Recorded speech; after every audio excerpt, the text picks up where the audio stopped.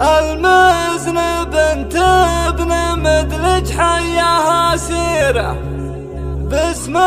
مناصر يزين الشعر واوزانه في بنت صقر المديح مواصل سيره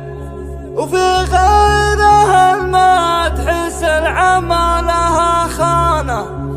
وفي غيرها المدح سلعة لها خانه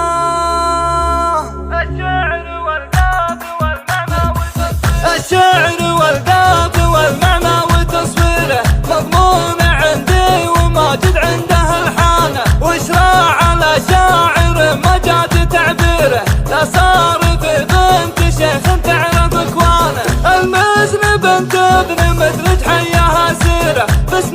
مناصر يزين الشعر واوزانه باسم مناصر يزين الشعر واوزانه في بنت صقر المديح مواصل سيره في غيرها المدح سلعة ما لها خانه المزن فيها الكرم والطيب والجيره فيها الوفا وسمعة بالطيب رنانه ولا هي غريبه من المطران واميره متصدره بالجمال وتملك رهانه متصدره بالجمال وتملك رهانه من راس شيخ يقود الجمع ويديره صقر عسى جنة الفردوس مسكانه هي شيخة الزين ومن اكبر مشاهيره خواتها حاكمات الزين واركانه بس بابهن كل عذر صابها غيره ومنافستهن على الميدان خسرانه ومنافستهن على الميدان خسرانه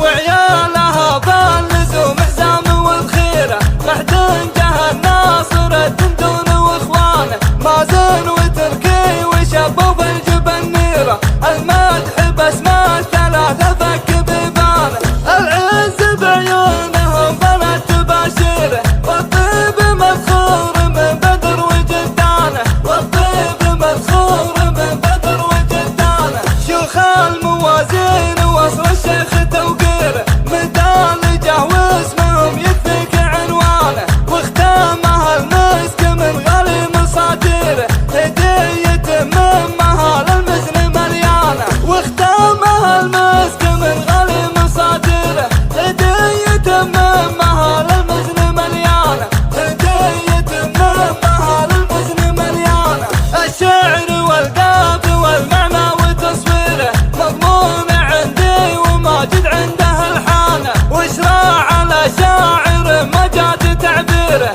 لا صار في بنت شيخ تعرف اكوانه المذنب انت ابن مدرج حياها سيره باسم